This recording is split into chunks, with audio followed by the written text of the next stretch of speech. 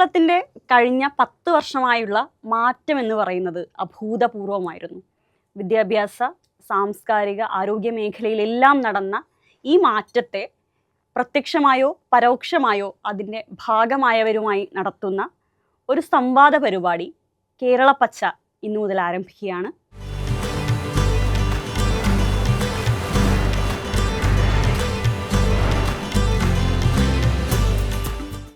എഴുത്തുകാരനും പ്രാസംഗികനും സാംസ്കാരിക വിമർശകനുമായ ശ്രീ സുനിൽ പി ഇളയിടമാണ് ഇന്ന് നമ്മളോടൊപ്പം ഉള്ളത്. കേരളപ്പച്ചയുടെ ഭാഗമായി ഇങ്ങനെയൊരു സംഭാഷണം നടക്കുന്നതിൽ വളരെ സന്തോഷം. സ്വാഗതം മാഷ്. എഴുത്തിലും സിനിമയിലും പാട്ടിലുമൊക്കെ വലിയ മാറ്റങ്ങൾ നടന്നുകൊണ്ടിരിക്കുന്ന ഒരു കാലമാണ്. നിലവിലെ കേരളത്തിലെ സാമൂഹിക സാംസ്കാരിക മേഖലയിലെ ഈ സവിശേഷതകളെക്കുറിച്ചുള്ള മാഷിന്റെ നിരീക്ഷണങ്ങളൊന്ന് പങ്കുവയ്ക്കാമോ? കഴിഞ്ഞൊരു കാൽനൂറ്റാണ്ടിനിടയിൽ കേരളീയ ജീവിതം ഏതാണ്ട് ഉടനീളം മാറി. അതുവരെ കേരളീയ ജീവിതത്തെ നിയന്ത്രിച്ചിരുന്ന അടിസ്ഥാന ആശയങ്ങളൊക്കെ വലിയ തോതിൽ മാറി. എഴുത്തിൻ്റെ രീതികൾ മാറി, സംഗീതത്തിൻ്റെ സ്വഭാവം മാറി, എല്ലാ മേഖലകളിലും ജീവിത ബന്ധങ്ങളുടെ രീതി മാറി, വിദ്യാഭ്യാസത്തിൻ്റെ സ്വഭാവം മാറി. അതെല്ലാം ഗുണകരമാണോ ദോഷകരമാണോ എന്നൊന്നും നമുക്ക് വിലയിരുത്താറായിട്ടില്ല. പക്ഷെ മാറ്റം ഉണ്ടായി എന്നുള്ളത് നിശ്ചയമായിട്ടും ഉറപ്പുള്ള കാര്യമാണ്. പ്രത്യക്ഷത്തിൽ 2 മാറ്റങ്ങളാണ് എനിക്ക് അനുഭവവേദ്യമായത്. പ്രത്യേകിച്ചും യൂണിവേഴ്സിറ്റിയിലെ അധ്യാപകനൊക്കെ ആയിട്ട് പ്രവർത്തിക്കുന്ന സമയത്ത് എനിക്ക് തോന്നിയ 2 കാര്യങ്ങൾ. ഒന്ന്, കാര്യങ്ങൾക്ക് കുറെ കൂടി തുറസ്സും സ്വാതന്ത്ര്യവും വന്നു എന്നുള്ളതാണ്. മനുഷ്യബന്ധങ്ങൾ, മനുഷ്യർ ലോകമായിട്ട് ഇടപെടുന്ന രീതി, പഴയ പിടിവാശികളൊക്കെ കുറേ അയയുകയും മനുഷ്യർ ഇപ്പോൾ വസ്ത്രധാരണം, ഭക്ഷണം, പെരുമാറ്റം, സൗഹൃദം, ഇതിലൊക്കെ തുറസ്സുകൾ വന്നു എന്നുള്ളതാണ് പ്രകടമായി കാണുന്ന ഒരു മാറ്റം. അതെല്ലാ മേഖലയിലും വന്നിട്ടുണ്ട്. ഇപ്പോൾ ജെൻഡർ ഡിഫറൻസിനെയൊക്കെ മായ്ച്ചു കളയുന്ന മട്ടിലുള്ള പെരുമാറ്റമൊക്കെ കഴിഞ്ഞൊരു 10 കൊല്ലത്തിനിടയിൽ സ്വാഭാവികമായി വസ്ത്രധാരണത്തിൽ ഒരുപാട് മാറ്റം വന്നു. അങ്ങനെ കുടുംബ ബന്ധങ്ങൾക്ക് ഉള്ളിലും ഒക്കെ കുറേ മാറ്റം വന്നു. അപ്പോൾ അതൊരു പോസിറ്റീവായ കാര്യമായിട്ട് എനിക്ക് തോന്നുന്നു. മറുഭാഗത്ത് സംഭവിച്ചൊരു കാര്യം, ഒരു ഫ്രാഗ്മെൻറ്റേഷൻ ഓഫ് എന്താ പറയുക, സോഷ്യൽ ലൈഫ് എന്നോ അണ്ടർസ്റ്റാൻഡിംഗ് എന്നൊക്കെ വിളിക്കാവുന്ന മട്ടിൽ എല്ലാം ചെതറിപ്പോകുന്ന ഒരു സ്ഥിതി വളരെ ശക്തമായിട്ടുണ്ട്. പ്രത്യേകിച്ച് ഞാനത് ഈ പഠിപ്പിക്കുന്നു എന്നുള്ള നിലയിൽ കൂടിയാണ് പറയണത്. കാരണം ഒരു വിഷയത്തെ സൂക്ഷ്മമായിട്ട് പിന്തുടർന്ന് ചെന്ന് അതിനാവശ്യമുള്ള അത്രയും ശ്രദ്ധ കൊടുത്തൊരു കാര്യത്തിൽ മനസ്സർപ്പിക്കാനുള്ള സന്നദ്ധത വളരെ കുറഞ്ഞിരിക്കുന്നു. 5 മിനിറ്റ് കൊണ്ടോ 10 മിനിറ്റ് കൊണ്ടോ കാണാവുന്നതും മനസ്സിലാക്കാവുന്നതായ കാര്യങ്ങൾ മതി എന്നൊരു യുക്തി വന്നിരിക്കുന്നു. ആ യുക്തിയുടെ ഒരു അപകടം എന്ന് വെച്ചാൽ പൊതുസമൂഹത്തിൽ ഒരാഴക്കുറവ് വരും. എല്ലാ വിഷയങ്ങളും നിങ്ങൾക്ക് 5 മിനിറ്റിലേക്ക് സംഗ്രഹിക്കാൻ പറ്റില്ല. അപ്പോൾ അങ്ങനെയുള്ള വിഷയങ്ങൾ മതി എന്നൊരു സൊസൈറ്റി തീരുമാനിച്ചാൽ ആ സൊസൈറ്റി ഒരു ഉള്ള സമൂഹമാവും. അത്തരത്തിലുള്ള ഒരു ഹോളോനെസ് പതുക്കെ ഇവോൾവ് ചെയ്ത് വരുന്നത് മറുഭാഗത്ത് കാണുന്നുണ്ട്. അപ്പോൾ ഒരു ഭാഗത്ത് സ്വാതന്ത്ര്യബോധമാണ്, മറുഭാഗത്തൊരു കാമ്പില്ലായ്മയാണ്. ഇത് രണ്ടും തമ്മിലുള്ള ഒരു കലരൽ സംഭവിക്കുന്നുണ്ട്. അതേസമയം തന്നെ ഇതിൻ്റെയൊക്കെ മറുപുറത്ത് ഒരു സിവിയറായിട്ടുള്ളൊരു വലതുപക്ഷവൽക്കരണവും ഉണ്ട്. ആചാരങ്ങൾ, ഇപ്പോൾ മതമെന്ന് പറയണത് ഒരു 90% ഇപ്പോൾ ആചാരമായി കഴിഞ്ഞിട്ടുണ്ട്, അല്ലാതെ അതിൻ്റെ മറ്റനുഭവ മൂല്യങ്ങളില്ല. അപ്പോൾ അതുകൊണ്ട് നമുക്ക് ഒരൊറ്റ ദിശയിലാണ് ഈ മാറ്റങ്ങൾ നീങ്ങുന്നതെന്ന് പറയാൻ പറ്റില്ല. പല ദിശകളുണ്ട്. അതിൽ ഓരോന്നിനെയും പ്രത്യേകമായിട്ട് പരിഗണിച്ചുകൊണ്ടേ നമുക്ക് ഒരു അഭിപ്രായം പറയാൻ പറ്റും. പൊതുവായിട്ട് ഇന്ന ദിശയിൽ മാറുന്നു എന്ന് പറയുന്നത് അത്ര ശരിയാണ്. ഇപ്പം നമ്മളിങ്ങനെ മാറുന്നൊരു സൊസൈറ്റി റിഗ്രസീവ് ആവുമെന്ന് പ്രതീക്ഷിക്കില്ലല്ലോ. പക്ഷേ ഈ മാറ്റമൊക്കെ ഉണ്ടായ സമൂഹം ഒരു 25 കൊല്ലത്തേക്കാൾ കൂടുതൽ ആചാരപരമാണ്, കമ്മ്യൂണലാണ്, റിച്വലിസ്റ്റിക് ആണ്. അപ്പോൾ ഇത് രണ്ടും തമ്മിൽ എങ്ങനെ ചേരുന്നു എന്നുള്ള ചോദ്യമൊക്കെ അവിടെ അവശേഷിക്കുന്നുണ്ട്. ഇതിലൊരു സാമൂഹിക പ്രസ്ഥാനങ്ങളുടെ പങ്ക് അല്ലെങ്കിൽ ഒരു ഇടപെടൽ എങ്ങനെയാണെന്ന് തോന്നുന്നു? സാമൂഹിക പ്രസ്ഥാനങ്ങൾ എന്ന് പറഞ്ഞാൽ ഇപ്പോൾ രാഷ്ട്രീയ പാർട്ടികളാണ് ഏറ്റവും പ്രധാനമായിട്ടുള്ളത്. രാഷ്ട്രീയ പാർട്ടികളെ സംബന്ധിച്ച് എനിക്ക് തോന്നുന്നൊരു കാര്യം, ഈ ഒരു ബേസിക് ലെവലിലൊരു സോഷ്യൽ ചേഞ്ച് മെറ്റീരിയൽ തലത്തിൽ സംഭവിക്കുന്നുണ്ട്. ഇപ്പോൾ പശ്ചാത്തല സൗകര്യം വികസിക്കുന്നുണ്ട്, റോഡുകൾ ഉണ്ടാകുന്നുണ്ട്, ആശുപത്രി, സ്കൂളുകൾ, അങ്ങനെയുള്ള അടിസ്ഥാന കാര്യങ്ങളിൽ വലിയ മാറ്റം ഉണ്ടാകുന്നുണ്ട്. അല്ലെങ്കിൽ ക്ഷേമ പദ്ധതികളൊക്കെ കാര്യക്ഷമമായിട്ട് നടക്കുന്നുണ്ട്. അങ്ങനെ നോക്കിയാൽ വളരെ പോസിറ്റീവാണ്. പക്ഷേ ഈ മാറ്റത്തിനനുസൃതമായിട്ടുള്ളൊരു അവബോധ മാറ്റം ഉണ്ടാവുന്നുണ്ടോ എന്ന് ചോദിച്ചാൽ ഇല്ല. സോഷ്യൽ ബിഹേവിയറിൽ വരുന്നില്ല, സോഷ്യൽ കോൺഷ്യസ്നെസ്സിൽ വരുന്നില്ല.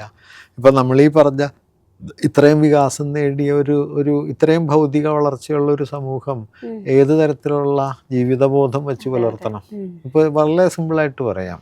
ഇപ്പം നമ്മൾ കേരളത്തെ ഇപ്പോൾ IMR 5 ഇൻഫൻറ്റ് മോർട്ടാലിറ്റി റേറ്റ് 5, അമേരിക്കയിൽ 5.6 അവരുടെ പെർ ക്യാപിറ്റ 92,000 മറ്റാണ്, നമ്മുടെ 3,500. അങ്ങനെ നോക്കുമ്പോൾ നമ്മൾ അവരെക്കാൾ മുകളിലാണ് എന്ന് പറയാം. പല സൂചകങ്ങളിലും വേണമെങ്കിൽ കിട്ടും. പക്ഷേ കേരളത്തിൽ എന്താണ് സ്ത്രീകളുടെ സാമൂഹ്യ ജീവിതം? എത്ര സാമൂഹ്യ സുരക്ഷിതത്വമുണ്ട്? എത്ര സ്പേസ് ഉണ്ട്? തൊഴിലെടുക്കുന്ന സ്ത്രീക്ക് തൻ്റെ തൊഴിലിൽ നിന്ന് കിട്ടുന്ന വരുമാനം ഉപയോഗിക്കാൻ എത്ര സ്വാതന്ത്ര്യമുണ്ട്? അപ്പം അങ്ങനെ നോക്കുന്ന സമയത്ത് ഈ ഭൗതിക വളർച്ചകളൊക്കെ ഒരു ഭാഗത്തുണ്ടാകുമ്പോഴും റിഗ്രസീവായ ഫാമിലിയൽ സ്ട്രക്ചേഴ്സ്, പാട്രിയാർക്കി, ഇതെല്ലാം മറുഭാഗത്ത് തുടരുകയാണ് ചെയ്യണത്. അപ്പോൾ ഈ കോൺഫ്ലിക്റ്റ് പ്രധാനപ്പെട്ട ഒരു കാര്യമാണ്. ഈ കോൺഫ്ലിക്റ്റ് അഡ്രസ്സ് ചെയ്തില്ലെങ്കിൽ എന്ത് പറ്റുമെന്ന് വെച്ചാൽ മാറ്റങ്ങളൊക്കെ ഇൻസ്ട്രുമെൻ്റലായി നിൽക്കുകയും കോൺഷ്യസ്നെസ്സിൻ്റെ ലെവലിൽ ലോകം പഴയതൊന്നു പോലും പറഞ്ഞുകൂടാ, പഴയതിനേക്കാൾ യാഥാസ്ഥിതികത്വം പലയിടത്തും ഉണ്ട്. ഇപ്പോൾ ആചാരലോകം, ഇപ്പോൾ മതം എന്ന് പറയുന്നത് നമ്മളെ സംബന്ധിച്ചൊരു ഘട്ടം വരെ ഒരു സോഷ്യൽ എൻഗേജ്മെൻറ്റും സോഷ്യൽ വാല്യൂ ഒക്കെ ആയിരുന്നു. ഇപ്പോൾ കൂടുതൽ റിച്വലായി. ഇപ്പോൾ കുംഭമേള ഒരു 25 കൊല്ലം മുമ്പ് കേരളത്തിൽ ഉണ്ടാവില്ലല്ലോ, ഇപ്പോൾ കുംഭമേളയായി. അങ്ങനെ ഏത് ഭ്രാന്തം നടക്കുന്ന ഒരു സമൂഹമായി. മറുഭാഗത്ത് ഈ സമൂഹം തന്നെയാണ് മറ്റ് പല സൂചകങ്ങളിലും അഖിലേന്ത്യാ തലത്തിൽ ഒന്നാം സ്ഥാനത്തും ഒരുപക്ഷെ ലോക നിലവാരത്തിലുമാണ്. അപ്പോൾ ഈ വൈരുദ്ധ്യം കേരളത്തെ വിഴുങ്ങുന്നുണ്ട് എന്നുള്ളതൊരു വലിയ പ്രശ്നമാണ്.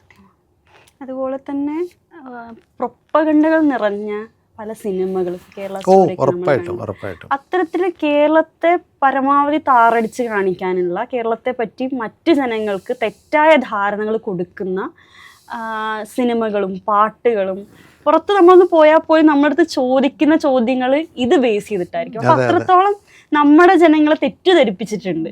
അതിന് പ്രത്യേകമായി കേരളത്തെ ടാർഗറ്റ് ചെയ്യാനുള്ള ഒരു കാരണം ടാർഗറ്റ് ചെയ്യുന്നതെന്ന് പറഞ്ഞാൽ വളരെ സിമ്പിളാണല്ലോ. കേരളമാണ് വാസ്തവത്തിൽ ഇന്ന് അഖിലേന്ത്യാ തലത്തിൽ എന്താ പറയുക, ഹിന്ദുത്വ ഫാഷിസത്തോടും നിയോ ലിബറൽ പോളിസികളോടും ഒക്കെ ഒരു കൗണ്ടർ പെർസ്പെക്റ്റീവ് വയ്ക്കുന്നത് കേരളം മാത്രമാണ്. ഇപ്പോൾ കേരളത്തിലെ എന്താ പറയുക സാമൂഹ്യ അല്ലെങ്കിൽ ഭരണ നടപടികളുടെ സ്വഭാവം ഇപ്പോൾ കഴിഞ്ഞ 10 വർഷത്തെ ഗവൺമെൻറ്റിനെ എടുത്താൽ 2 ആസ്പെക്റ്റ് നമുക്ക് കാണാം. ഒരു ഭാഗത്ത് ഇപ്പം 5 ലക്ഷം വീടുകൾ വരുന്നു, ഹരിതകർമ്മസേന വരുന്നു, കുടുംബശ്രീ സംവിധാനം ശക്തിപ്പെടുന്നു, അങ്ങനെ കീഴ്ത്തട്ട് അല്ലെങ്കിൽ സ്ത്രീ സുരക്ഷാ പെൻഷൻ വരുന്നു, ക്ഷേമ പെൻഷനുകൾ വരുന്നു. അങ്ങനെ കീഴ്ത്തട്ടിലെ ഏറ്റവും അടിസ്ഥാന ജനതയെ വലിയ തോതിൽ പരിരക്ഷിച്ചുകൊണ്ടാണ് ഒരു ഭാഗത്ത് നടക്കുന്നത്. മറുഭാഗത്താണെങ്കിൽ NH വികസനം വരുന്നു, ഗെയിൽ പൈപ്പ് വരുന്നു, വിഴിഞ്ഞം പദ്ധതി വരുന്നു, അങ്ങനെ വലിയ ഇൻഫ്രാസ്ട്രക്ചറൽ ഡെവലപ്മെൻറ്റ് വരുന്നു. അതായത് ഈ 2 തലങ്ങളിലും മാറ്റം വരുത്തുന്നു. അല്ലാതെ മൂലധന താല്പര്യങ്ങളെ മാത്രം മുൻനിർത്തിയിട്ടല്ല ഇത് ചെയ്യുന്നത്. ഇപ്പോൾ ലൈഫ് മിഷൻ ഏതാണ്ട് 20,000 കോടി രൂപ സ്പെൻഡ് ചെയ്ത് കഴിഞ്ഞു. 5 ലക്ഷം ആളുകൾക്ക് വീടാകുന്നു. ഇത് സാധാരണ നിലയിൽ നിയോ ലിബറൽ ആസ്പെക്റ്റ് ഉള്ളവർക്ക് യാതൊരു താല്പര്യമില്ലാത്തതാണ്. അവർ അതിനെ വേസ്റ്റ് ആകുന്ന പണമായിട്ടാണ് കാണുക. 5 ലക്ഷം ആളുകൾക്ക് വീട് വെച്ച് കൊടുക്കുക എന്നുള്ളത്. പക്ഷേ അതിൻ്റെ പുറകിലൊരു പോളിസി ഉണ്ട്. അപ്പോൾ അത്തരം പോളിസികൾ ഒരു ഭാഗത്ത്, പിന്നെ അഡമൻ്റായി ഹിന്ദുത്വത്തെ ചെറുക്കുന്നു എന്നത് മറുഭാഗത്തുണ്ട്. അപ്പോൾ ഈ രണ്ടും കൂടി ചേർന്ന ഒരു കോമ്പിനേഷനാണല്ലോ ഇന്നത്തെ കേന്ദ്രഭരണം എന്ന് പറയുന്നത്. ആ കോമ്പിനേഷനെ സംബന്ധിച്ച് ഒരുപക്ഷെ കേരളം, പിന്നെ വേണമെങ്കിൽ കുറഞ്ഞൊരളവിലാണെങ്കിലും തമിഴ്നാട്, ഇങ്ങനെ 1-2 സ്ഥലങ്ങൾ മാത്രമാണ് ഒരു ബദലുള്ളത്. ഇപ്പോൾ ബാക്കി പല സ്ഥലത്തും ഭരണകക്ഷി വേറെയാണെങ്കിലും ബദലല്ല. അതേ യുക്തിയുടെ തന്നെ മിനിയേച്ചർ ഫോംസ് ആണ് നമ്മൾ അവിടെ കാണുക. ഭരണകക്ഷി വേറെ ആയിരിക്കും, ചിലപ്പോൾ മൃദു സ്വഭാവം മാത്രമേ ഉണ്ടാവുള്ളൂ. അല്ലാതെ ഒരു ബലിഷ്ഠമായൊരു കൗണ്ടർ. കേരളം എന്ന് പറയുന്നത് എന്താണെന്നറിയോ? അത് കേരളം ഇന്ന് ഇന്ത്യയിലൊരു പ്രതിപക്ഷമാണ്. ഇന്ത്യയിലെ ഭരണയുക്തിയുടെ ഒരു പ്രതിപക്ഷമാണ് കേരളം. ഞാൻ പറയുന്നത് കേരള ഭരണം മാത്രമല്ല, കേരളീയ സമൂഹം. ഇപ്പം മതമൈത്രിയെ നിലനിർത്തുന്നതായാലും അല്ലെങ്കിൽ സാമൂഹ്യ വളർച്ചയുടെ തലത്തിലായാലും ഒക്കെ കേരളം എന്ന് പറയുന്നത് സ്വയമേവ ഒരു പ്രതിപക്ഷമാണ്. അല്ലാതെ ഭരണത്തിൻ്റെ തലത്തിൽ മാത്രമല്ല, അത് സോഷ്യൽ ഓർഡറിൽ.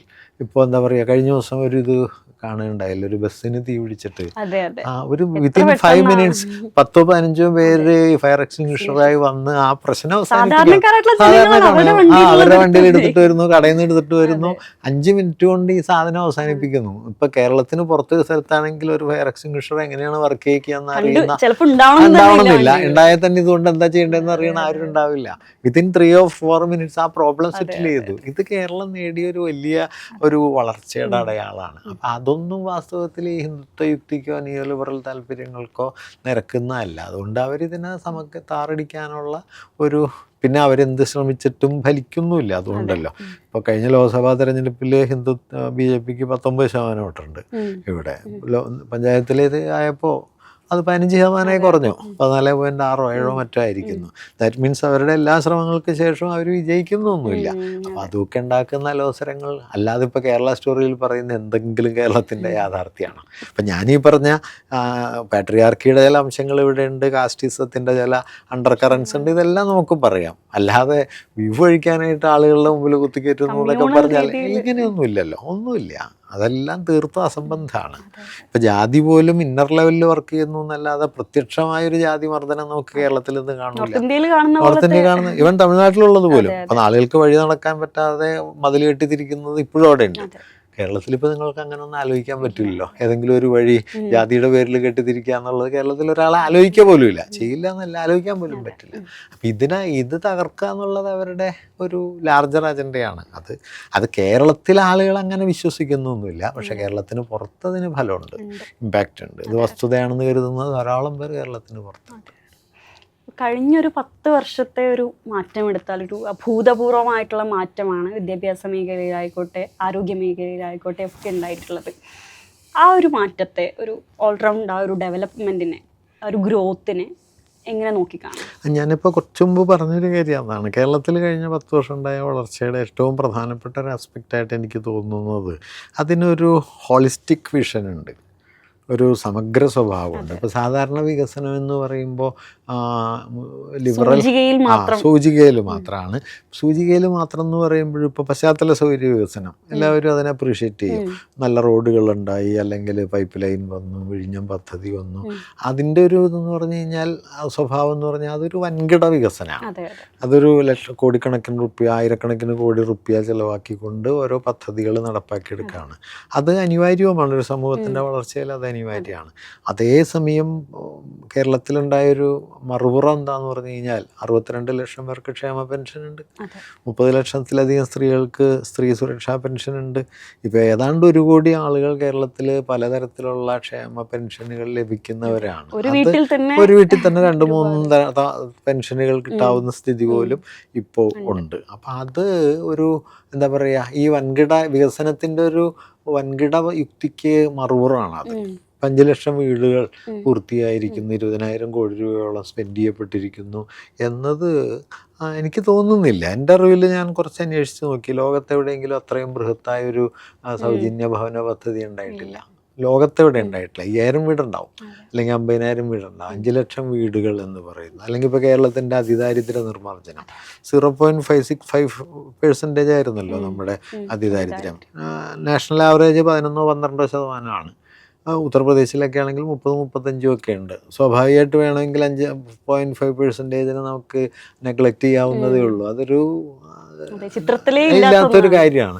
പക്ഷേ 60,000 ആളുകളെ കണ്ടെത്തി അവർക്ക് സപ്പോർട്ടിങ് മെക്കാനിസം കൊടുത്ത് ആയിരിക്കുമല്ലോ. ഇപ്പോൾ ഇത്തവണ 40 കൊല്ലമായിട്ട് കടൽ കയറുന്ന സ്ഥലമാണ് ചെല്ലാനം പഞ്ചായത്ത്.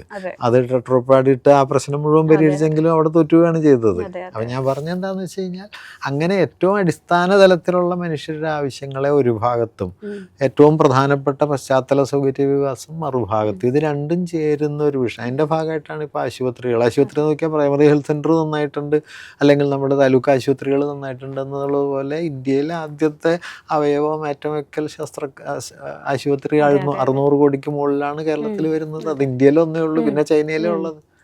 അപ്പം അങ്ങനെ വൻ പദ്ധതികൾ ഒരു ഭാഗത്ത് വരുന്നുണ്ട്. ഏറ്റവും കീഴ്ത്തട്ടിലെ റോഡുകളും പാലങ്ങളും ആശുപത്രികളും സ്കൂൾ കെട്ടിടങ്ങളും പെൻഷനും ഒക്കെ ആയിട്ട് 2 തലങ്ങളും ഉണ്ട്. അപ്പോൾ ഈ 2 അറ്റങ്ങളും ഒരുപോലെ പരിഗണിക്കപ്പെട്ടു എന്നുള്ളത് ഒരുപക്ഷെ കഴിഞ്ഞ 10 വർഷത്തെ വികസന പ്രക്രിയയുടെ വളരെ പ്രധാനപ്പെട്ട ഒരു ആസ്പെക്റ്റായിട്ടാണ് ഞാൻ കാണുന്നത്. പിന്നെ ഒരു കാര്യം, നമ്മുടെ സോഷ്യൽ ഹാർമണിക്ക് കാര്യമായ കോട്ടമൊന്നും ഉണ്ടായില്ല. ഇപ്പം ഈ പറഞ്ഞ കോലാഹലങ്ങളൊക്കെ ഉണ്ടെങ്കിലും എന്തെങ്കിലും ഒരു കമ്മ്യൂണൽ ഇഷ്യൂ ഉണ്ടാകുന്നില്ല, സോഷ്യൽ കോൺഫ്ലിക്റ്റ് ഉണ്ടാകുന്നില്ല. അതൊരു സൊസൈറ്റി എന്നുള്ള നിലയ്ക്ക് നമ്മളെ സംബന്ധിച്ച് അഭിമാനകരമായ ഒരു കാര്യമാണ്. ഞാൻ ഇന്നാളൊരു പ്രസംഗത്തിൽ പറഞ്ഞു, ഈ 5 ലക്ഷം വീടുകൾ വച്ചു കൊടുത്തൊരു സമൂഹത്തിലെ അംഗമാണ് ഞാൻ എന്നത് നമുക്ക് അഭിമാനം തരേണ്ട കാര്യമാണ്. അല്ലാതെ മംഗലാംകുന്ന് കേശവൻ നിങ്ങളുടെ പഞ്ചായത്തിൽ എഴുന്നള്ളിക്കാൻ വന്നു എന്നുള്ളതല്ല നിങ്ങളെ ആനന്ദം കൊള്ളിക്കേണ്ടത്, മറിച്ച് ഇത് നിങ്ങളെ ആനന്ദം കൊള്ളിക്കണം. അങ്ങനെ പറ്റും എന്നുള്ളത് ചെറിയൊരു കാര്യമല്ല, ഒരു സമൂഹം നിലയ്ക്ക് വലിയ നേട്ടമാണ്. അതെ, ഇപ്പോൾ വയനാട് അതെ, വയനാട് ഇപ്പോൾ ആ വീടുകൾ പൂർത്തിയാവുന്നു. അല്ല, ഞാൻ പറഞ്ഞ അങ്ങനെ ഏത് തലത്തിലെടുത്താലും പിന്നെ പല വീഴ്ചകളും ഒക്കെ ഉണ്ടാവും. ഇപ്പോൾ ആശുപത്രിയിൽ രോഗികൾ മരിക്കലോ അല്ലെങ്കിൽ എന്താ പറഞ്ഞാൽ പണിത പാലങ്ങളിൽ ഏതെങ്കിലും സ്ലാബ് ഇടിഞ്ഞു വീഴലോ, അതെല്ലാം കാഷ്വലായ കാര്യങ്ങളാണ്. നമ്മുടെ മാധ്യമാന്തരീക്ഷം ചെയ്യുന്നൊരു കാര്യം കൂടി പറയണം.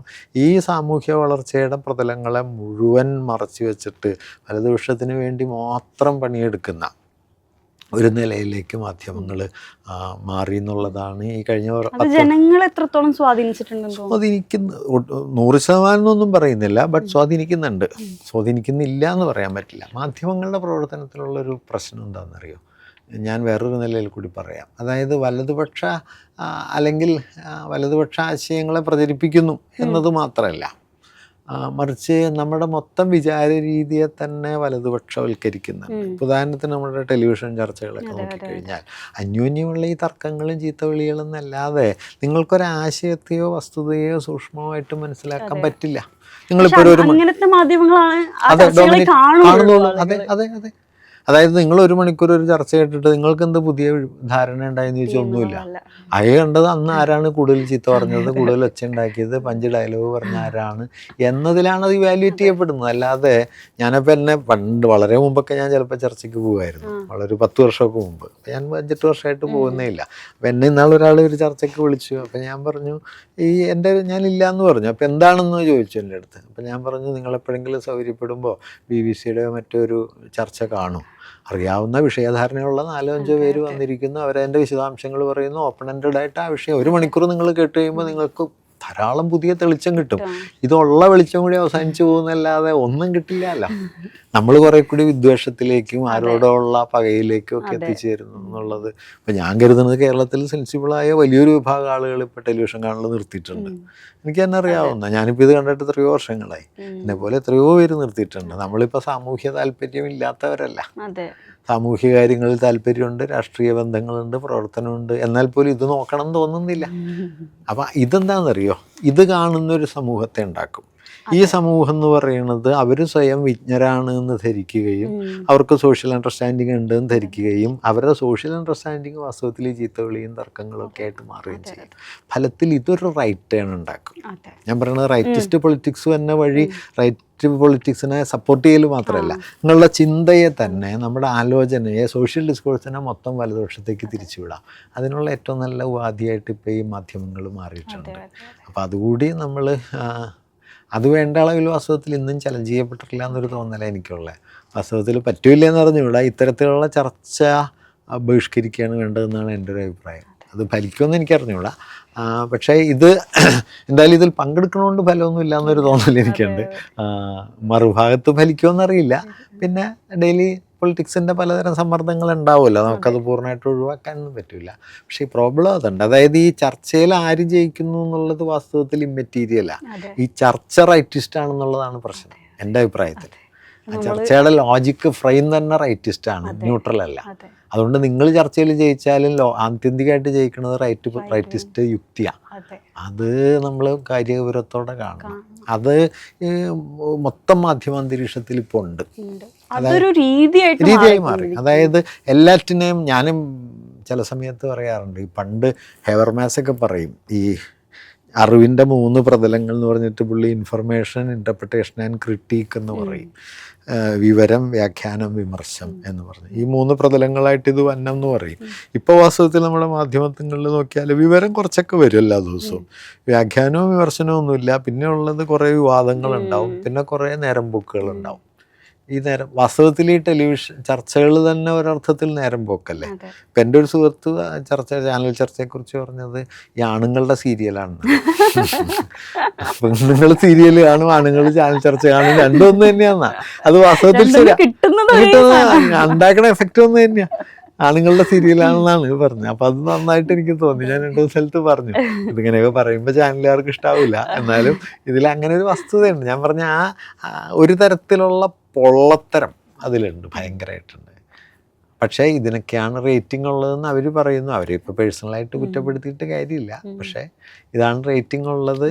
TRP കൂടുന്നു, അപ്പോൾ കൂടുന്നു. അപ്പം ഒരാളോട് ചോദിച്ചു, പേര് ഞാൻ പറയുന്നില്ല, എന്തിനാണ് ഇങ്ങനെയുള്ള ആളുകളെ വിളിക്കുന്നത്? അപ്പോൾ പറഞ്ഞു അവർക്കാണ് ഭയങ്കര റേറ്റിംഗ് എന്ന് പറയുന്നത്. അതനുസരിച്ചാണ് അവർക്ക് പൈസ. അതെ. അതായത് ഞാനിപ്പോൾ ഏറ്റവും അവസാനം പങ്കെടുത്ത ചർച്ച ശബരിമല പ്രശ്നത്തിലാണ്. അപ്പോൾ ആ ചർച്ചയിൽ ഞാൻ പോകുമ്പോൾ കേരളത്തിലെ മുതിർന്ന 1-2 പേര് ആ ചർച്ചയിലുണ്ട്. അപ്പം അന്ന് സുപ്രീം കോടതി ജഡ്ജ്മെൻറ്റ് വന്നിട്ട് 2 ആഴ്ചയായിട്ടുണ്ടാവുള്ളൂ. അപ്പോൾ അതിൽ ഒരു ഡിസെൻറ്റ് നോട്ട് എഴുതിയ ഒരു ജസ്റ്റിസ് ഉണ്ട്, ഇന്ദു മൽഹോത്ര എന്ന് പറഞ്ഞിട്ട്. ബാക്കി 4 പേരാണ് ഇതിന് അനുകൂലമായിട്ട് എഴുതിയത്, ഒരാൾ ഡിസെൻറ്റ് എഴുതുകയാണ്. ആ ഡിസെൻറ്റ് ജഡ്ജ്മെൻറ്റ് വായിച്ചാൽ ലീഗലി അവരതിനെ സ്ഥാപിക്കാൻ ശ്രമിക്കുന്നുണ്ട്, എന്തുകൊണ്ട് പാടില്ല എന്നുള്ളത്. ശരിയോ തെറ്റൊന്നുമല്ല, ലീഗലായ വളരെ പ്രൊഫൗണ്ടായ കുറേ ആർഗ്യുമെൻറ്റ്സ് അവർ വെച്ചിട്ടുണ്ട്. അപ്പോൾ ഈ ചർച്ചയ്ക്ക് വരുന്നവർ അത് നോക്കുന്നതാണല്ലോ നമ്മൾ പ്രതീക്ഷിക്കുന്നത്. ഒറ്റ ആൾ നോക്കിയിട്ടില്ല. ഇതിനെ എതിർക്കുന്ന ഞാനല്ലാതെ ഈ ചർച്ചയ്ക്ക് അവരുടെ വാദത്തെ പോലും അവർക്കും നോക്കിയിട്ടില്ല. എന്നിട്ട് എന്തൊക്കെയോ ഇരുന്ന് പറയുന്നു. എന്നിട്ട് ഇവർ പറയുന്ന ഈ അസംബന്ധങ്ങൾക്ക് നമ്മൾ മറുപടി പറയണം. അപ്പൊ അനുകൂലിക്കേണ്ടി വരും. അല്ലെങ്കിലും ആ ലീഗലായ ഒരു പോയിന്റ് ഉണ്ടല്ലോ അതിനകത്ത്. അവരത് നല്ല, ഞാൻ അതിൻ്റെ ഒരു സമ്മറി വായിച്ചിരുന്നു. അപ്പൊ ഞാൻ സമ്മറി വായിച്ചെന്നാ വെച്ചാൽ ഈ ചർച്ചയിൽ ആരെങ്കിലും പറഞ്ഞാൽ നമുക്ക് അതിനോട് പ്രതികരിക്കേണ്ടി വരുമല്ലോ എന്നുള്ളതുകൊണ്ട് ഞാൻ വായിച്ചതാണ്. ഇത് കണ്ടിട്ടുമില്ല, ഇത് വായിച്ചിട്ടുമില്ല, ഒന്നുമില്ല. ചർച്ച എന്ന് പറഞ്ഞാൽ എന്താ വെച്ചാൽ അപ്പൊ വായി തോന്നുന്ന എന്തെങ്കിലുമൊക്കെ വിളിച്ച് പറയുക. അത് മൊത്തത്തിൽ എന്താണെന്നറിയോ, നമ്മുടെ സോഷ്യൽ ഡിസ്കോഴ്സിന്റെ സ്റ്റാൻഡേർഡ് താണു പോകും. ഇപ്പം നിങ്ങൾ ചായക്കടയിൽ നിന്ന് തർക്കിക്കുന്നതിൽ തെറ്റൊന്നുമില്ല, അന്യോന്യം കവലയിൽ നിന്ന് സംസാരിക്കുന്നതോ തർക്കിക്കുന്നതോ തെറ്റല്ല. പക്ഷേ അതാണ് നമ്മുടെ സോഷ്യൽ ഡിസ്കോഴ്സിൻ്റെ ആകമാനമുള്ള ക്യാരക്ടർ എന്ന് പറഞ്ഞാൽ ആ സമൂഹത്തിന് നല്ലതല്ല. അങ്ങനെ ചർച്ച ചെയ്യാവുന്ന ചില വിഷയം ഉണ്ടാവും, അങ്ങനെ ചർച്ച ചെയ്യാൻ പറ്റാത്ത വിഷയങ്ങളുണ്ട്. അപ്പോൾ കേരളത്തിലെ വലതുപക്ഷവൽക്കരണത്തിൻ്റെ ഏറ്റവും പ്രധാനപ്പെട്ട ഒരു അടയാളമായിട്ട് എനിക്ക് തോന്നുന്ന ഒരു കാര്യം ഞാൻ പറയാം, അത് ആൻറ്റി ഇൻ്റലക്ച്വലിസമാണ്. ബൗദ്ധികമായി സൂക്ഷ്മമായിട്ട് ആലോചിക്കുകയോ ആശയങ്ങൾ പറയുകയോ ചെയ്താൽ കേരളീയ സമൂഹം ഇപ്പോൾ ജനറലി അതിനെ തള്ളിക്കളയും. ഒരു സാധനത്തെ അംഗീകരിക്കില്ല, അത് തട്ടിപ്പാണെന്നോ ജാർഗണാണെന്നോ അങ്ങനെ എന്തെങ്കിലുമൊക്കെ പറഞ്ഞിട്ട് തള്ളിക്കളയും. നോക്കൂ, എല്ലാവർക്കും ഒറ്റ കേൾവിക്ക് മനസ്സിലാവുന്ന മട്ടിൽ ലോകത്തെ എല്ലാ കാര്യവും പറയാൻ പറ്റില്ല. ചിലത് അങ്ങനെ പറയാൻ പറ്റും, ചിലത് ഇടനിലയിൽ നിന്ന് പറയാൻ പറ്റും, ചിലത് വളരെ കോംപ്ലിക്കേറ്റഡ് ആയിരിക്കും. ആ കോംപ്ലിക്കേഷനായ വിഷയവും സമൂഹത്തെ മനസ്സിലാവണമല്ലോ. ഇത് കേരളം ഒരു പൊള്ള സമൂഹമാവുന്നതിൻ്റെ അടയാളമാണ് ഈ ചർച്ചകൾ എന്നാണ് എൻ്റെ ഒരു വാദം. അത് വലതുപക്ഷത്തിൻ്റെ വലിയൊരു, ഈ ചർച്ചകളിലൊക്കെ മുഴുവൻ ആളുകളെ നിങ്ങൾ ശ്രദ്ധിച്ചോളൂ, വലതുപക്ഷക്കാരായിരിക്കും പൊതുവിൽ. ഇപ്പം നിങ്ങൾ ഇതിൽ ചർച്ചയ്ക്ക് വന്ന BJPയുടെ ഒക്കെ പ്രതിനിധികൾ ചർച്ച ചെയ്യണത് ശ്രദ്ധിച്ചാൽ അറിയാം, ഒരു കാമ്പും കണയുണ്ടാവില്ല. വെറുതെ ഒച്ചയെടുക്കുക, വാട്സപ്പ് നുണകൾ അങ്ങ് ശക്തമായിട്ട് ആധികാരികമായിട്ട് പറയുക, പറഞ്ഞൊരു മണ്ടത്തരം ഒന്നുകൂടി ഒച്ചയിൽ ആവർത്തിക്കുക. അതാ ഞാൻ പറഞ്ഞത്. അപ്പം അവനവനോടും ലോകത്തോടും വസ്തുതകളോടും ഒരു കമ്മിറ്റ്മെൻറ്റും ഇല്ലാത്ത ഒരാൾക്കൂട്ടം ഇങ്ങനെ ഉണ്ടായി വരികയാണ്. അതാണ് ഞാൻ കേരളത്തിൻ്റെ വലതുപക്ഷവൽക്കരണം എന്ന് പറയുന്നത്. അല്ലാതെ റൈറ്റ് പൊളിറ്റിക്കൽ പാർട്ടികൾക്ക് വോട്ട് കിട്ടുന്നു എന്നുള്ളത് മാത്രമല്ല. ഇത് വളരെ അപകടകരമാണ്. കാരണം ഇതാളുകൾ തിരിച്ചറിയില്ല. ഇപ്പോൾ BJPക്ക് 15% വോട്ട് കിട്ടിയാൽ നമുക്ക് കാണാമല്ലോ, നമ്മളറിയുമല്ലോ അവർ ജയിച്ചു എന്ന്. ഇതറിയില്ല, ഇതെവിടെയും കാണില്ല. പലപ്പോഴും നമ്മളും ഇതാവും, ഈ യുക്തിയിലേക്ക് നമ്മളും പോയി വീഴും. അത് നമ്മൾ തന്നെ അറിയില്ല ഈ നമ്മളങ്ങനെ ആവുന്നുണ്ട് എന്നുള്ളത്. അതൊരു വലിയ അപകടം പിടിച്ചൊരു നീക്കമാണ്, പ്രശ്നമാണ്. കേരളം ശ്രദ്ധാപൂർവം പ്രതിരോധിക്കേണ്ട ഒരു ആൻറ്റി ഇൻ്റലക്ച്വൽ സൊസൈറ്റി എന്ന് പറയുന്നത് ഒരു ഫാസിസ്റ്റ് സൊസൈറ്റിയാണ്. ഫാഷിസത്തിൻ്റെ ആദ്യത്തെ അടയാളങ്ങളിലൊന്നും ആൻറ്റി ഇൻ്റലക്ച്വലിസമാണ്. അതിനിന്ന് കേരളത്തിൽ നല്ല പേരുണ്ട്. അപ്പം അതൊക്കെ നമ്മൾ ശ്രദ്ധാപൂർവം, ഞാൻ തുടക്കത്തിൽ പറഞ്ഞില്ലേ, പുതിയ തലമുറയുടെ സ്വാതന്ത്ര്യബോധവും തുറസ്സും അവരുടെ ഉദാരതകളും ഒക്കെ നിലനിൽക്കുമ്പോൾ തന്നെ ഈ എലമെൻ്റ് അവിടെയുണ്ട്, ആൻറ്റി ഇൻ്റലക്ച്വലാണ്. ശ്രദ്ധാപൂർവം ഒരു കാര്യത്തിൽ, ഇപ്പോൾ ഒരു പേപ്പർ ആവശ്യം വേണ്ട വിവരം നെറ്റിൽ നിന്ന് സെർച്ച് ചെയ്ത് എടുക്കുക എന്നുള്ളതിനപ്പുറം അതിൽ നിന്നൊരു പേപ്പർ ഡൗൺലോഡ് ചെയ്ത് ഒരു 15-20 പേജുള്ളൊരു പേപ്പർ വായിച്ചൊരു വിഷയത്തെ സൂക്ഷ്മമായിട്ട് മനസ്സിലാക്കാൻ പറ്റുന്ന ആളുകൾ ഇന്ന് വളരെ കുറവാണ്. 20 പേജൊന്നും ഒരു കുട്ടിക്ക് ഇപ്പോൾ വായിക്കാൻ പറ്റില്ല. ആവശ്യം വേണ്ട വിവരങ്ങൾ, ഞാനിപ്പോൾ യൂണിവേഴ്സിറ്റിയിൽ എത്രയോ കാലമായിട്ട് ഇത് ചെയ്യുന്നു. പേപ്പർ പല വിവരങ്ങൾ ശേഖരിച്ച് കോർത്തിണക്കിയൊരു സാധനം എഴുതും. അല്ലാതെ ഒരു ഫുൾ ടെക്സ്റ്റ് വായിക്കുക എന്നുള്ളത് ഏതാണ്ട് അവസാനിച്ചിരിക്കുന്നു. അതൊക്കെ അപകടം പിടിച്ച പ്രശ്നങ്ങളാണ്. അതുപോലെ തന്നെ ഇപ്പോൾ നമുക്കൊരു അവസാനത്തെ ചോദ്യത്തിലേക്ക് കിടക്കാം. കേരളത്തിൻ്റെ ഒരു ചരിത്രം എടുത്താൽ ഒരേ ഗവൺമെൻറ് തുടർച്ചയായി വിജയിച്ചു പോരുക എന്നുള്ളതൊരു അസ്വാഭാവികമായിട്ടുള്ള കാര്യമായിരുന്നു. പക്ഷേ ഇപ്പോൾ കഴിഞ്ഞ ടേം എടുക്കുകയാണെങ്കിൽ 10 വർഷം ഒരുമിച്ച് ഒരു ഗവൺമെൻറ് അധികാരത്തിലേറുന്നു. ഇതിനെ ഒരു ഡെവലപ്മെൻറ്റ് ആസ്പെക്റ്റിൽ നോക്കുമ്പോൾ ഇപ്പോൾ ഹെൽത്ത് സെക്ടർ ആയിക്കോട്ടെ, എഡ്യൂക്കേഷൻ സെക്ടർ ആയിക്കോട്ടെ, ഒരു തുടർച്ച ഉണ്ടായിട്ടുണ്ട്. എവിടെയും നമുക്കൊരു ഫുൾ സ്റ്റോപ്പ് ഇടേണ്ടി വന്നിട്ടില്ല. മറ്റൊരു പ്ലോട്ട് ട്വിസ്റ്റ് വരുന്ന സമയത്ത് ഉണ്ടാകുന്ന പ്രശ്നങ്ങളൊന്നും തന്നെ ഉണ്ടായിട്ടില്ല. ഒരു കണ്ടിന്യൂറ്റി ഉണ്ടായിട്ടുണ്ട്. അത് ഏത് രീതിയിൽ കേരളത്തിലെ ജനങ്ങൾക്ക് അല്ലെങ്കിൽ ഇവിടുത്തെ ഒരു ഡെവലപ്മെന്റ് സെക്ടറിന് ഉപയോഗപ്രദമായിട്ടുണ്ടെന്ന് തോന്നുന്നു? തീർച്ചയായിട്ടും ഉപയോഗപ്രദമാണ്. അല്ലെങ്കിൽ ഇപ്പോൾ ചോദ്യത്തിൽ പറഞ്ഞ പോലെ തന്നെ ഒരു 5 കൊല്ലം കഴിയുമ്പോൾ മുമ്പുണ്ടായിരുന്ന പദ്ധതികൾ പലതും നിലച്ചു പോകും, പെർസ്പെക്റ്റീവ് മാറും, പിന്നെ വേറെ എന്തെങ്കിലും കൊണ്ടുവരാൻ ശ്രമിക്കും, അത് പാതി വഴിയിലാവുമ്പോഴേക്കും അത് നിലച്ചു പോകും. അങ്ങനെ പലതരത്തിലുള്ള ഞാനിതിൽ പറയുന്നൊരു കാര്യമുണ്ട്. ആളുകൾ ഈ തുടർഭരണം എന്നൊക്കെ പറഞ്ഞ് ഒച്ചയുണ്ടാക്കുമല്ലോ.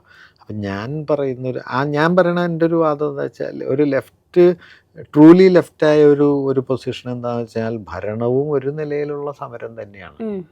ഇപ്പം കേരള ഭരണം എന്ന് പറയുന്നത് ഇന്ന് ഇന്ത്യയിൽ നിലനിൽക്കുന്ന നിയോ ലിബറൽ കമ്മ്യൂണൽ ഭരണത്തിനെതിരായ ഒരു സമരമുഖമാണ്. അല്ലാതെ അതൊരു ഭരണം മാത്രമല്ല.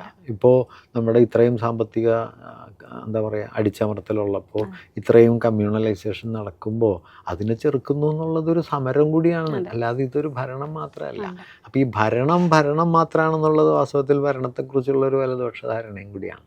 ഭരണത്തിലൊരു സമരതന്ത്രമുണ്ട്, അല്ലെങ്കിൽ സമരം എന്ന് വിളിക്കാവുന്നുണ്ട്. ഇപ്പോൾ ക്യൂബ കാസ്ട്രോ 10-30 കൊല്ലം ഭരിച്ചു. ആ 30 കൊല്ലം ഇമ്പീരിയലിസത്തിനെതിരായ സമരമായിരുന്നു. അല്ലാതെ അയാളോട് പ്രസിഡൻ്റായിട്ട് ആഘോഷമായിട്ട് ഇരിക്കുകയല്ല. അല്ലെങ്കിൽ ഇങ്ങനെ ലോകത്ത് പലരും ഭരിക്കുന്നു, അവരെല്ലാം ഈ പറയുന്ന നിലയിൽ സമരം കൂടിയാണ്. പക്ഷെ അതല്ലാത്ത സ്വേച്ഛാധിപത്യം ഉണ്ടാവും. അപ്പോൾ ഈ സ്വേച്ഛാധിപത്യപരമായ തുടർഭരണങ്ങളെപ്പോലെ തന്നെയാണ് ഇപ്പോൾ 5 കൊല്ലം കൂടുമ്പോൾ തെരഞ്ഞെടുപ്പ് നടന്നാണല്ലോ ഇത് വരുന്നത്. അല്ലാതെ തറവാട്ടിലെ അധികാരി അമ്മാവൻ്റെ മോൻ മരുമോനായി എന്ന് പറയുന്ന പോലെ അല്ലല്ലോ. ഇതിലൊരു പ്രോസസ്സ് ഉണ്ടല്ലോ.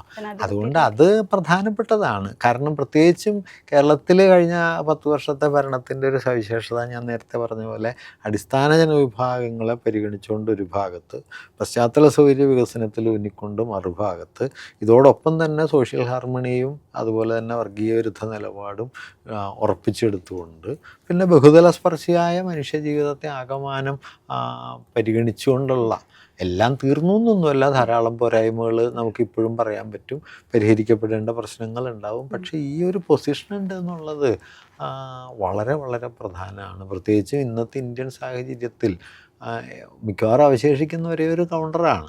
അപ്പോൾ ആ കൗണ്ടർ വളരെ പ്രധാനമാണ്. അത് തുടരേണ്ടതിന് ആ നിലയ്ക്ക് ആവശ്യമുണ്ട്. ഞാനതിനെ കാണുന്നത് വെച്ചാൽ, ഈ ഭരണം എന്താ പറയുക, ഭരണമില്ലായ്മ എന്നുള്ളതിനപ്പുറം ഭരണത്തിനൊരു സമര എന്നതിൻ്റെ ഉള്ളടക്കം ഉണ്ടാവാം. എല്ലാ ഭരണത്തിനും അല്ല, ചില ഭരണത്തിന് അങ്ങനെ ഉണ്ടായിരുന്നു ഈ കഴിഞ്ഞ 10 വർഷം എന്നാണ് ഞാൻ കരുതുന്നത്. കാരണം അത്രയും പ്രയാസകരമായ സാഹചര്യങ്ങളിലാണല്ലോ ഇത് മുമ്പോട്ട് പോയത്. ഇപ്പോൾ കേരളത്തിൻ്റെ കീഴ്ത്തട്ട് വികസനത്തിൽ, അടിത്തട്ട് വികസനത്തിൽ ഇപ്പോൾ 1,10,10,000 കോടിയോളം രൂപ ചിലവായി കഴിഞ്ഞു കിഫ്ബി വഴി. നമ്മുടെ ആശുപത്രികൾ, നമ്മുടെ വിദ്യാലയങ്ങൾ, ഇതെല്ലാം ഒരു കൗണ്ടർ യുക്തിയാണല്ലോ. ഇപ്പോൾ കേരളത്തിലെ പൊതുവിദ്യാലയത്തിൽ കുട്ടികൾക്ക് ലഭിക്കുന്ന പശ്ചാത്തല സൗകര്യം, ഹൈടെക് ക്ലാസ് മുറികൾ, കമ്പ്യൂട്ടർ എഡ്യൂക്കേഷൻ, അവരുടെ സ്കൂൾ ബസ്, ഉച്ചഭക്ഷണം, ഇത്രയും സൗകര്യങ്ങളൊക്കെ കേരളത്തിന് പുറത്ത് നിങ്ങൾക്കൊരു സ്കൂളിൽ ലഭിക്കണമെങ്കിൽ ചുരുങ്ങിയത് ഒരു 1,000-1,500 രൂപ പ്രതിമാസം ഫീസ് കൊടുക്കാൻ പറ്റുന്നൊരു സ്കൂളിലല്ലാതെ ഇതൊന്നും പ്രതീക്ഷിക്കാൻ പറ്റില്ല. അതാണ് ഇവിടെ കിട്ടുന്നത്. നമ്മുടെ ആശുപത്രികൾ, ആശുപത്രികളിൽ കിട്ടുന്ന ചികിത്സ കേരളത്തിന് പുറത്തെവിടെയാണ് കിട്ടുക? PHCകളും ഉള്ളത്. ഞാനിപ്പോൾ അടുത്തിടയ്ക്ക് എറണാകുളത്ത് കാത്ത് ലാബിൽ, ജനറൽ ഹോസ്പിറ്റലിൽ ഞാൻ ആൻജിയോപ്ലാസ്റ്റി ചെയ്യുന്നുണ്ടായി. അപ്പോൾ അവിടെ എല്ലാ ദിവസവും 15-20 ആൻജിയോപ്ലാസ്റ്റി നടക്കും. ഈ 15-20 ആൻജിയോപ്ലാസ്റ്റി എന്ന് പറഞ്ഞാൽ പുറത്തൊരു സ്വകാര്യ ആശുപത്രിയിലാണെങ്കിൽ ഒരു 3-3.5 ലക്ഷം രൂപ വരും. ഇവിടെ പരമാവധി 25,000 രൂപയാണ് വരിക. അതിൻ്റെ അടിസ്ഥാന ചെലവുകൾ, അല്ലെങ്കിൽ മുറി വാടക എന്നൊക്കെ പറഞ്ഞ്. ചിലർക്ക് അതും വരില്ല. അപ്പം ഇങ്ങനെ നടക്കാണല്ലോ. അത് കഴിഞ്ഞ 12 വർഷമായിട്ട് നടക്കുകയാണ്. അപ്പോൾ അതൊരു പൊതുസമൂഹത്തിന്, എൻ്റെ അടുത്ത് അവിടുത്തെ ഒരു ഹോസ്പിറ്റൽ സൂപ്രണ്ട് പറയുകയുണ്ടായി, എറണാകുളം ജില്ലയുടെ എക്കോണമിയെ സംരക്ഷിക്കുന്നതിൽ ഞങ്ങൾക്കൊരു വലിയ പങ്കുണ്ടെന്ന്. അത് വസ്തുതയാണ്. കാരണം അല്ലെങ്കിൽ അവിടെ വരുന്ന രോഗികളിലൊരു 90% മറ്റാശുപത്രിയിൽ ചികിത്സയ്ക്ക് പോയാൽ അവരൊന്നുകിൽ ലോൺ എടുക്കേണ്ടി വരും, അല്ലെങ്കിൽ വീട് പണയം വെക്കേണ്ടി വരും. ഈ ക്രൈസിസ് നേരിടാതെ അവർ കടന്നു പോകുന്നുണ്ട്. അപ്പം അങ്ങനെ എത്രയോ വലിയ കാര്യങ്ങൾ, അതെല്ലാം വാസ്തവത്തിൽ കഴിഞ്ഞൊരു 10 വർഷത്തെ ഭരണത്തിൻ്റെ വലിയ നേട്ടങ്ങളായിട്ടാണ് എനിക്ക് തോന്നിയിട്ടുള്ളത്. അപ്പോൾ അതാ ഞാൻ പറഞ്ഞത്, അതൊരു കൗണ്ടർ പൊസിഷനുമാണ്. അതിനകത്തൊരു സമരമുണ്ട്. അല്ലാതെ അതിനെ ഭരണം മാത്രമായിട്ടല്ല കാണേണ്ടത്. ഭരണത്തിനകത്തൊരു സമരം നിങ്ങൾക്ക് കൊണ്ടുവരാൻ പറ്റും. അതുകൂടിയുള്ളതായിരുന്നു കഴിഞ്ഞ 10 വർഷം എന്നുള്ളതാണ് അതിൻ്റെ ഒരു പ്രാധാന്യമായിട്ട് ഞാൻ കാണുന്നത്. ശരിക്കും മാഷ് കേട്ടിരിക്കുക എന്ന് പറയുന്നത് സന്തോഷമുള്ള കാര്യമാണ്. അതുപോലെ തന്നെ പൊളിറ്റിക്കലി ഒരു നോളജ് അക്വയർ ചെയ്യുന്നതിൻ്റെ കൂടി ഭാഗമാണെന്നാണ് ഞാൻ മനസ്സിലാക്കുന്നത്. മാഷ് നേരത്തെ ഹേബർമാസിനെ ഉദ്ധരിച്ച് പറഞ്ഞ പോലെ തന്നെ ഇൻഫർമേഷനും ഇൻ്റർപ്രിട്ടേഷനും എന്നാൽ അതിനെ കൃത്യമായി ക്രിട്ടിക്കലി നോക്കിക്കാണുന്ന, ഇപ്പം നേരത്തെ മാധ്യമങ്ങളുമായി ബന്ധപ്പെട്ട ചർച്ച തന്നെ അതിനൊരു ഉദാഹരണമാണ്. ഇത്രയും ടൈം ലിമിറ്റ് ഉണ്ടായിട്ടും മാഷ് ഇവിടെ വന്നതിലും ഞങ്ങളോട് സംവദിച്ചതിലും ഒരുപാട് സന്തോഷം.